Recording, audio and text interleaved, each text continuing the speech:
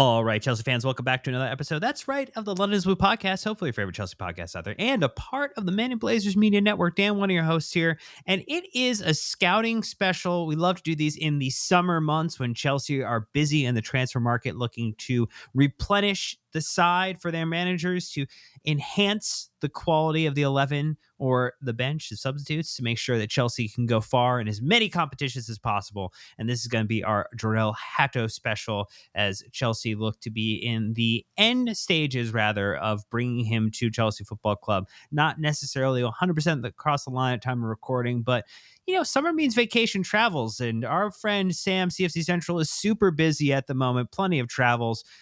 A cold, travels, everything else, family visiting cannot stop this man. He is absolutely obsessed with getting you a full deep dive on Jorrel Hato that we're going to get into this episode. We're going to talk about his history as a player, how he got to where he is now, talk about the fit at Ajax, where his strengths were, what his weaknesses were, maybe play a little game of where we think he'll end up in terms of a good to great opportunity there. But Sam, first off, I hope you're feeling well, because you did let me know before recording. You're a little under the weather, but you're going to put in the type of performance that everybody's used to here. It's going to be the Michael Jordan flu game. It's going to be one of those moments here, and I just can't wait for the listeners to get a hold of it. God, that if you give me that kind of an intro and expect me not to be nervous, then genuinely, trust you to sort of lift my spirits and say, you know what, get some life into your body and give the listeners what they deserve. So hopefully, if I do sound a little, low at times, it's not because I'm, overthinking life, but having an existential crisis. It's just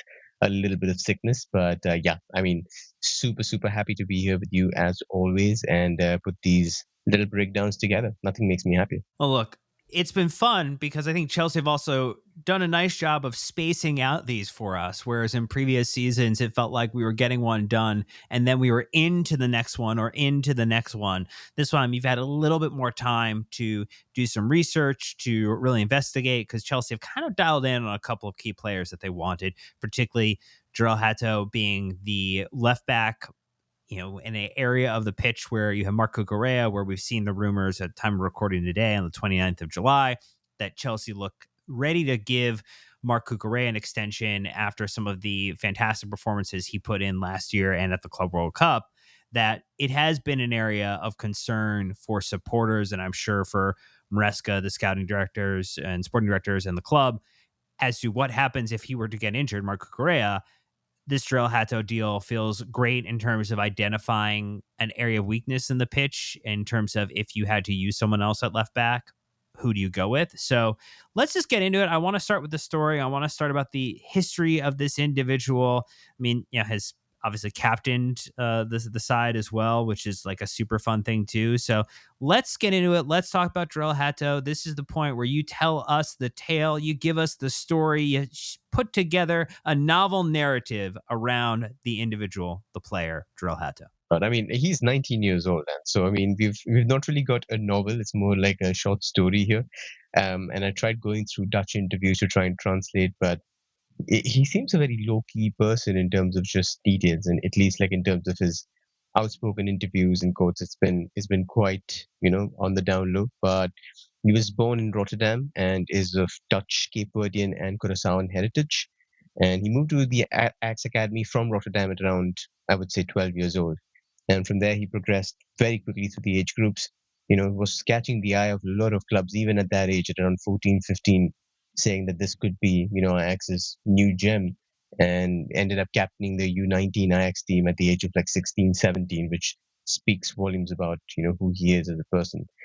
He made his Eredivisie debut a month short of his 17th birthday, becoming the third youngest to play for the club after Clarence Seedorf and Ryan Gravenberch. And the season before last, at just 17 years old, he established himself at first team level, and in December 2023, he became the club's youngest ever captain. At major interest from Liverpool, Arsenal apparently were monitoring his transfer status, because they wanted an understudy on the left hand side to try and give them a little bit of tactical flexibility. They've also got Zinchenko and all of these fullbacks, Timber, sort of doing funny things from the left hand side. So they've got somebody like a Hato there who's been showing that he can adapt, he can be flexible. So a lot of interest from there. But I shunned all of it and said, I need to, grow in terms of maturity, in terms of game time, and essentially stayed on an extra season. But since then, he's broken into the Dutch side at left back.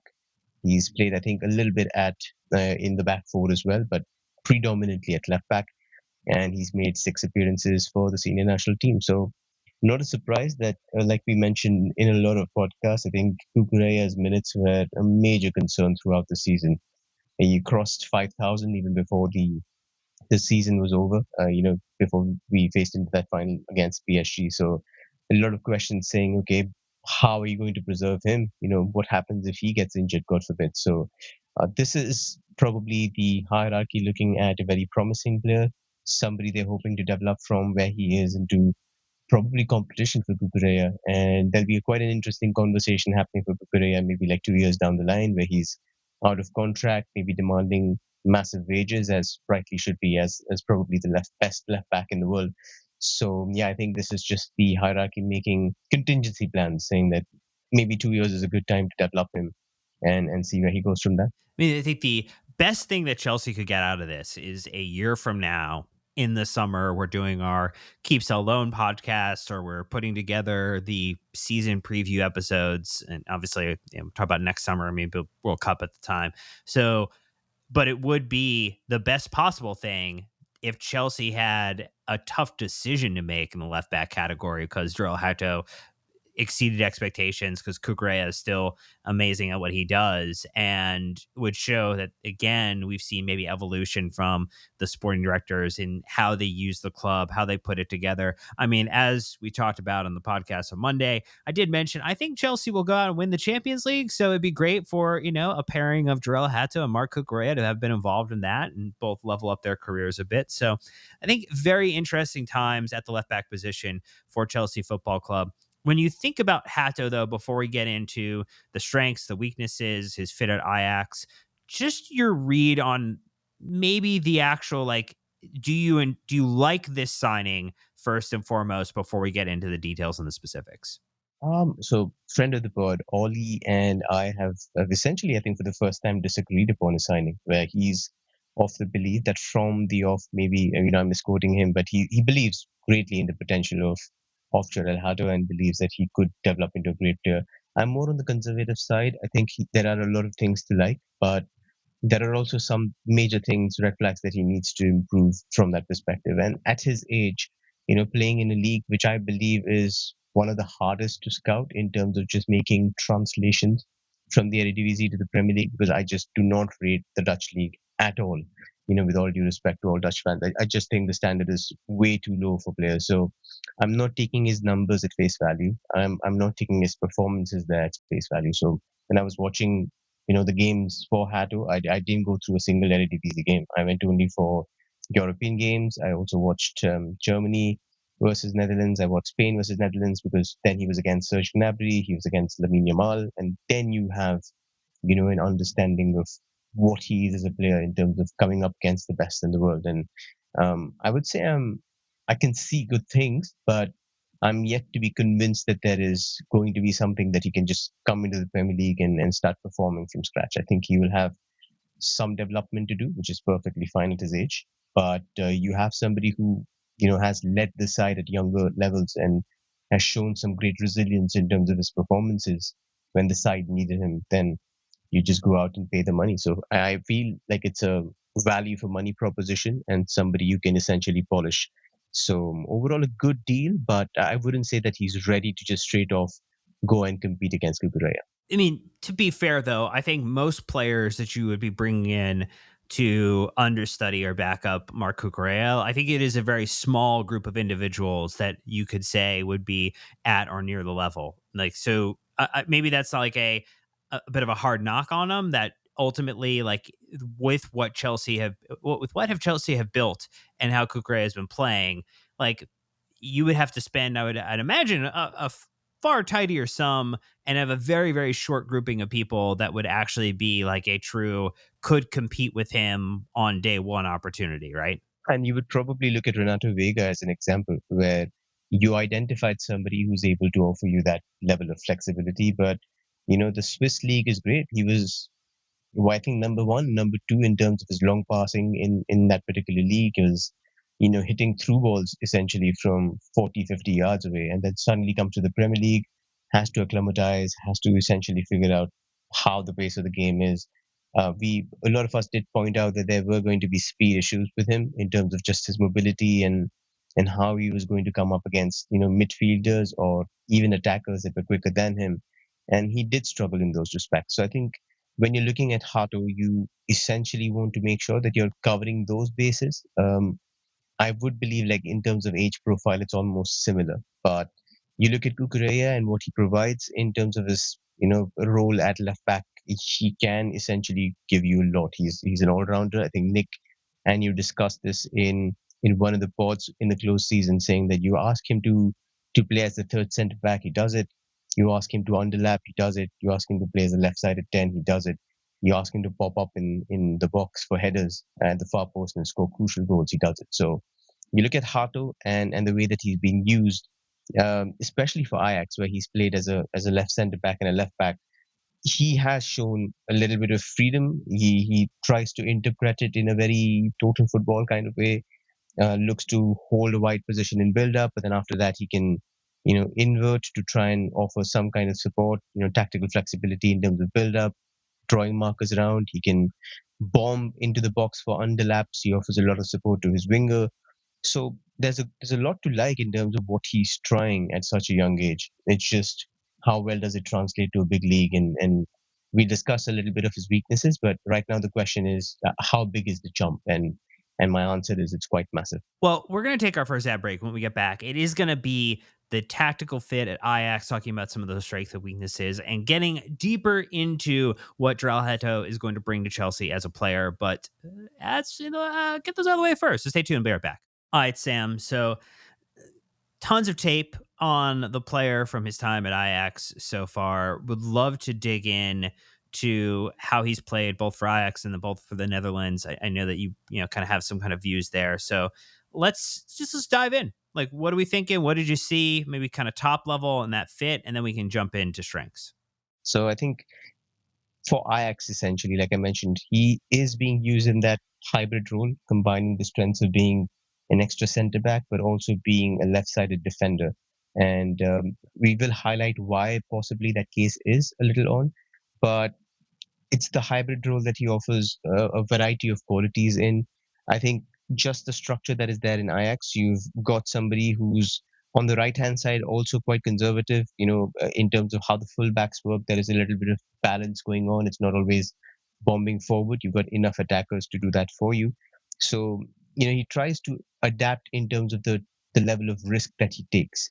You would ask him to essentially, for example, in a game that Ajax were winning, try and be more conservative, look to be, a little deeper, try and stay close to his winger. There's no need to overlap. There's no need to bomb forward and offer issues.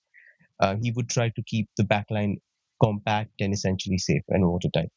But when Ajax do need a goal in multiple game states, he's actually offered a lot more that you generally don't see. He overlaps. He essentially tries to underlap into the box.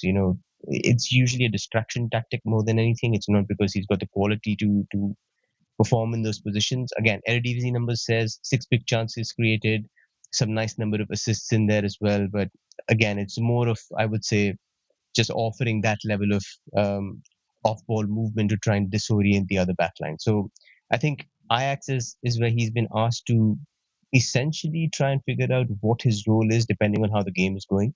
So it is quite tough for a guy that young to try and get it right all the time. But for the Dutch national side, I think the role is a little more well defined. You've got the right side, which has got Jeremy Frimpong, and you've got Denzel Dumfries, who are two of the most aggressive right backs in the game. And there, the brief is simple. You slot in as the left centre back. You've got to use your qualities as a covering centre back to try and help, the Dutch side negate a lot of those quicker transitions and essentially try and be a good element of the rest defense in the back line.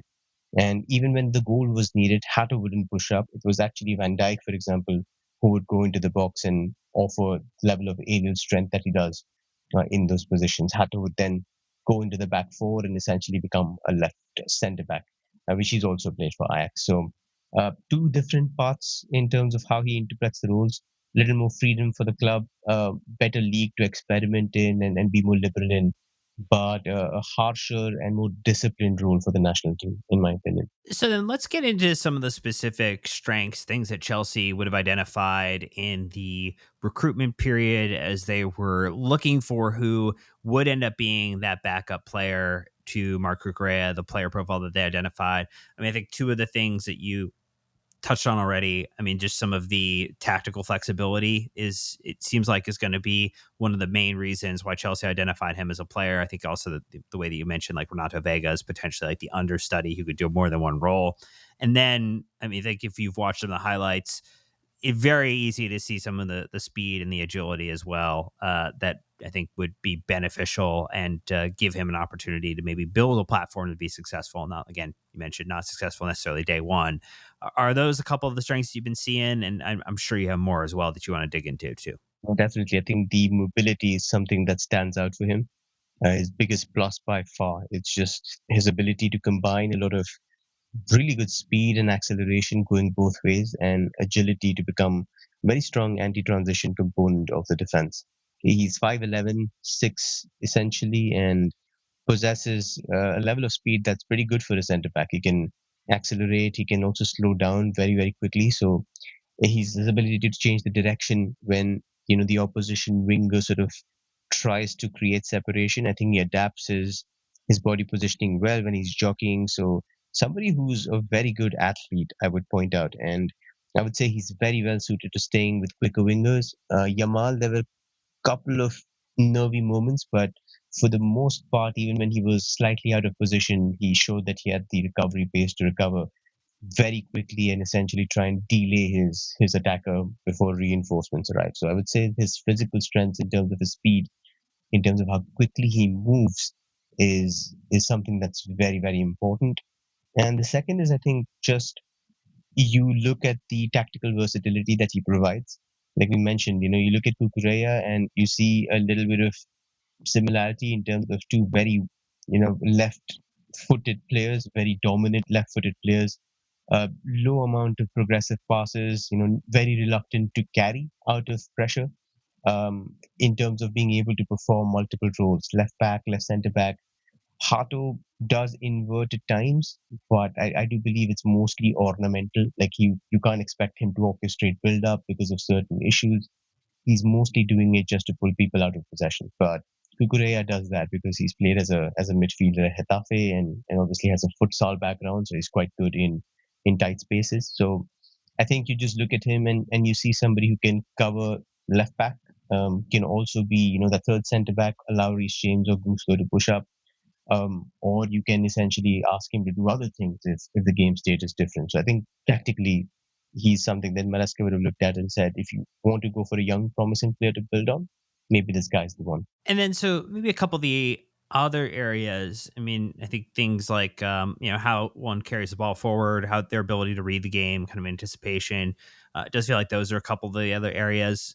Maybe those, and one or two more that you've kind of identified as strengths for someone in what Hato is going to bring to Chelsea. I think people might interpret it differently, but I do believe that he's just a very good possession element in terms of ball security, in terms of ball retention, just prioritizes keeping the ball and recycling it over and over.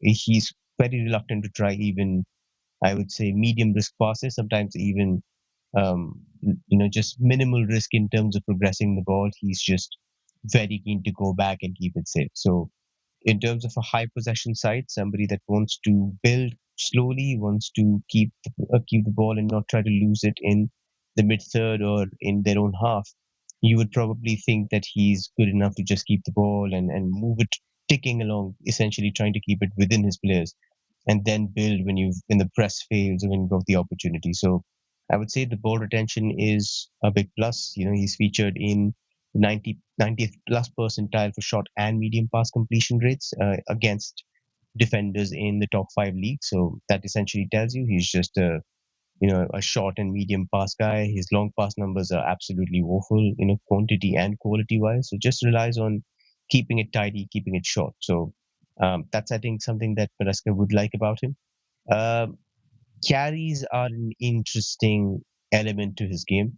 I don't know whether there's strength yet, but in terms of his short carries, in terms of trying to dribble with the ball on short distances, I think he does well. He's got the acceleration that helps him blitz past opponents. It's low quantity, again, reiterating that he's got a safety first approach, but it is high quality. You often see him bait somebody towards him, but if he's got the room to burst through, then there's that lovely acceleration where he switches it on. And he's done that in the Champions League. He's done that against full-fledged internationals in Germany as well as Spain. So it's not like an Eredivisie trick. He's got that in his locker, but it's just something that he keeps hidden away very well. So I would say that's one to watch. It's just short-term carries that work very well for him.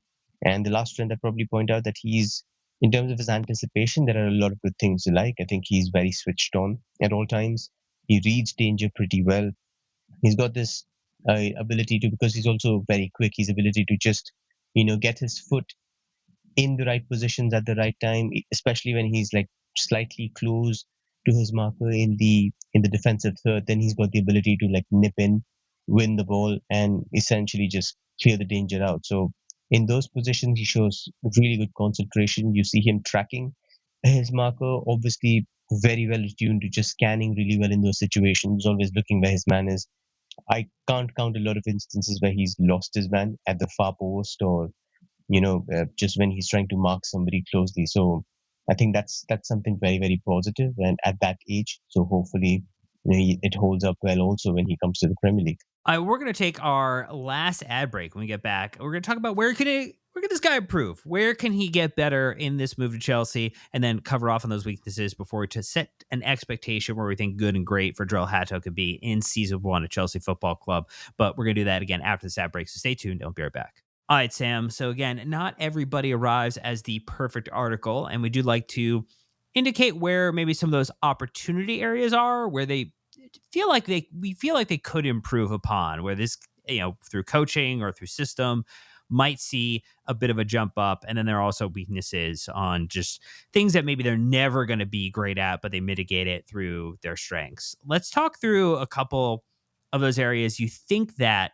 Jorrel Hato can improve on in a move to Chelsea, in a move to the Premier League, and just maybe a step up in the level of competition. I think the first one that I would say is ambiguous because there can be room for improvement there. I think it's 1v1s. What I really like about him, and the numbers don't lie in that sense, like his numbers in terms of 1v1s are extremely impressive. So his tackling of dribblers stands at 93.9%, which is quite ridiculous. So, out of 100 dribblers, 94 he essentially stops, which is quite the number. But again, I will underline the fact that it is the Eredivisie, so you genuinely have to keep that at the back of your mind. But if you look at the fundamentals, his speed, his concentration, his agility, I also really like his footwork. His adjustments are very quick, especially even when he's off balance, when he's sprinting back, just the ability to change strides and keep his strides quite quick, quite small, trying to change direction whenever he wants to try and keep up with his winger. Really, really good. So even against wily, really seasoned veterans, he's able to do a really good job in those positions. You see a lot of good tackles against Yamal. A couple of times he's foiled other good, quicker players in those positions. So I think it's definitely a strength as of this moment. However, you put him up against a high quality inverted winger like Yamal, like somebody like Gnabry, who I would say also is quite two-footed in that sense. He does struggle. I think he's somebody who can fall for that feint going outside, and then when the inverted winger cuts in, then he allows too much space and time for shots or crosses. This has happened against Yamal, where he essentially lost his balance and was trying to recover, and the cross or shot essentially just came through. Yamal had enough time to click it. There was another that Gnabry essentially sold him, cut inside, and there was a really nice cross on at the far post for Tim Kleindienst, but it didn't come through for Gnabry. But this happens quite a lot. This just whenever he tries to cut in on his weaker foot, on his right foot, that is something that essentially pops up quite a lot. It's an issue with Kukureya as well. I think you can throw him off. I would say Hato has better footwork. Hato is very nimble, very quick in those positions. Kukurea is just smaller, so moves quicker, but Hato is just a little more nuanced in terms of how his footwork, essentially shuffles him around. So I think that's one differentiating point between those. I think he's good at 1v1s, but against wingers that cut inside, probably going to be an issue against, high level people like, say, Jared Bowen, for example. Um, I would say his strength is also quite a slight question mark. He has a decent amount of size. So I would say at left back, it isn't really an issue. But at centre back, being 5'11 and a half, 6 feet is essentially going to be quite punishing in the Premier League. I think you have to have a great leap, which I don't think he has, to be honest. He shows it very infrequently. So I think when you don't have that consistent level of dueling and physical robustness, then you can struggle. So you also look at certain aspects of his play, like the way he anticipates danger, how he reacts to it. He prefers being close but standing off and delaying rather than going in. So he's quite wait for the cavalry to arrive, wait to try and see if you can slow him down instead of being somewhat rash. But yeah, I think he himself in an interview to a Dutch newspaper, I believe, has said that he needs to put on muscle and needs to be stronger. So genuinely, I think one thing that will happen. On the bright side, we've seen some very young players come in, Kani Chukwuemeka being one, and Santos being one, who've come into the club and look just heftier than ever. So I think there is hope there for Hato. So for now, let's just pen that in as something to improve. And the third, I would say, his aerial duels related to his strength is a question mark. I do believe that his numbers are decent, but can be reluctant to jump when he's engaging. A lot of times his headers are just grounded, not too big of a leap. He's just trying to get the ball clear rather than offering something substantial. And against taller CBs, against taller centre forwards, I think he generally doesn't have that level of strength to exert his influence and essentially keep people out. So I would say not quite the right time to play him at, say, left centre back at Colville's position. I think it would be quite punishing in the beginning if you do that. So perhaps left back is good to do. But left back, his numbers, in terms of his aerial numbers, in terms of his fairly decent height for left back, I think he's quite effective and could be a very important piece just to make sure that you got somebody, in terms of just having a set piece coach that likes orchestrating defensive and offensive set pieces, somebody who's quite decent at fullbacks, who generally tend to be slightly weaker in the air compared to the rest of the team. If you got somebody like a Hato, then maybe there's something of a small advantage to work with, which is always nice to have. And then switching gears to those weakness areas, elements of his game or challenges that he is going to have that Chelsea are just going to need to plan around. Maybe that it never will be again the towering strength that we talked about in the earlier part where we mentioned things like just the tactical versatility, some of that speed and agility that he had kind of going both ways. Like where are those areas that you think if people are expecting him to come in and be good at these things, like that we just want to set an expectation now, this is not really a part of Jorrel Hato's game? One thing that essentially stands out to me, and I'm very certain a lot of people, is that he is extremely one footed, and shows very little faith in his right foot. And that puts him in a pickle. A pickle being a kind word, he's just in, major, major trouble most of the times. If you go back and watch the game against Spain, and there was this time when he received close to the touchline, on the left touchline, he tries to hold the ball off against Lamine Yamal, and under stress, under pressure, he touches the ball multiple times with only his stronger foot. He's not using his right. He tries to pass back. He's, still using his left foot to try and pass back and then gets dispossessed. Essentially, the ball moves from the defensive third straight into the box, and, there's a goal for Nico Williams, and, the Netherlands are a goal down. So those issues happen quite a lot. I think he's somebody who's just not really confident with his weaker foot. Unless it's very negligible pressure, unless there's room to breathe, he will not pass with his right foot. He also just doesn't like to try, moving on his weaker foot, like in terms of dribbling when carrying. Also very heavily left-footed, tries to take multiple touches with the same foot, which makes it hard to, with that bias, move and change directions very unclunkily, to use a made-up word. But he looks quite one-sided when he's carrying in those areas. So I would say that's something that he definitely needs to improve. He's generally going to be punished if it keeps happening. But again, Kukurea is quite one-footed also, has a decent right foot, but he's done pretty well. So I guess there's hope for all of us yet in that particular respect. And the second I'd probably say is his progressive passing. I think when you look at the way that he receives, his body orientation by default is to receive and pass the ball back. He's very seldom in high level games shown that he's willing to be that outlet to be that person that relieves the pressure with a pass. He's somebody, like we mentioned, very risk averse, somebody who doesn't like playing through tight corners. So if you hem in against the touchline and you give him the ball in an awkward position, he will try to use his left foot. He will try to do something he's not supposed to do, and then the trouble begins. So I think he needs to improve that game. At that part of his aspect of his game, he just needs to be able to show a little bit more inventiveness in those tight spaces. I think that's something that will be definitely penned in as a weakness. He's shown some really nice passes, to be honest. There was, I think, one against Aston Villa where he carried forward and nobody was expecting it, but he played a through ball to, I think, Brian Brobby. And just like came out of nowhere. And I was saying, wow, a left back doing that, quite impressive. But after that game, essentially didn't see a lot of it, even at left back, just not offering that level of creativity, that risk factor which you need to take in the Premier League to break those high presses and essentially flip the pressure on its head. Genuinely not there as yet.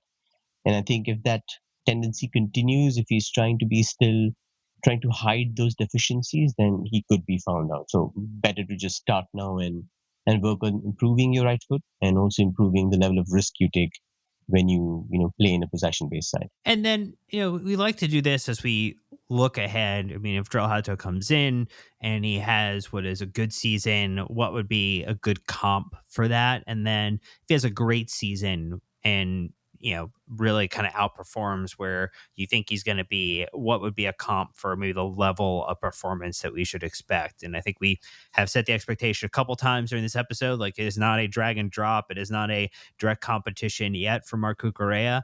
So where are you hoping to see him if he has a good first season at Chelsea? And where would he be and what would he have done if he had a great first season at Chelsea? Interestingly, I think he himself has provided that answer. So he's cited that his mentor, I mean, he was asked to look as a CD to Virgil van Dijk as his, particular mentor, as somebody as to aspire to be. But he himself says that the person that he really gravitated towards was Arsenal's Julian Timber. And I think that's a good comparison to make. Somebody who's very strong 1v1, somebody who has physical gifts, is strong, is quite great in terms of the defensive aspects of the game. Very reliable component at the left side of defense. So I think if you see a top level Hatu performance in this season, I would probably put him near the Julian Timber, stratosphere, saying that this is something that I would want from him. If he does improve multiple respects in terms of figuring out his weaknesses, essentially wiping stuff clean, then another Dutch guy, Nathan Ake, comes to mind. I don't quite think he's just for Guardiola with that level of risk, with that level of progressive passing, with that level of shooting or popping into the box. So I would probably say if it turns out well, then Nathan Ake is somebody that I think would be a great reference for him in terms of just offering what he does. So yeah, I think that's a good comparison to make. But the first season for me is just I'm going to be super patient. I'm not going to have any expectations. I'm just going to say get 10 to 15 games, maybe in the Premier League, get like good starts here and there, but try to build up a reasonable amount of minutes. Play a little bit in the Champions League, continue the good work that you've done at Ajax, and then develop, I would say, over year on year. But the first season, I'm giving him a free pass. I think Kukurea will do a lot of the heavy lifting, but you would want him to step in when he's not able to and offer good glimpses. And I think that's what the comp could be. But I think it'll be a lot more conservative than that. Well, look, I think it set a really good expectation for what Jorrel Hato will bring to Chelsea. I would imagine if the deal gets done in the very short future, that we might see him in one of those two preseason friendly fixtures that Chelsea have arranged against Bayer Leverkusen and AC Milan heading into the start of the season. But Who knows what will happen over the next week or two here. But Chelsea look to feel like they have a player in Jorrel Hato who will come in and be the backup for Marco Correa. We've just done, I think, a bit of due diligence here on what we think he could bring, how we think he can support this team, this side, and how we think Maresca might get the most out of him in the coming months ahead of the very, very long Premier League season, the Champions League campaign, and then also the FA and League Cup campaigns as well. But that's going to do it for this episode. So thank you so much for Sam for sticking it out under the weather. Again, making sure you had all the information you needed about Chelsea's latest signings, always on top of it. But that's going to do it for this episode. Don't forget to subscribe to our free weekly newsletter by Sam, the London's Blue Dispatch. Leave a 5-star review on Apple Podcasts and Spotify. It's always appreciated. Helps people find the podcast. You also can join us on YouTube, like and subscribe to those videos. Don't forget to comment. And thanks, Sam, for sticking it out again under the weather and make this one happen for y'all. But that is going to do it for this one. So until next time, Chelsea fans, you know what to do. Keep blue flag flying high.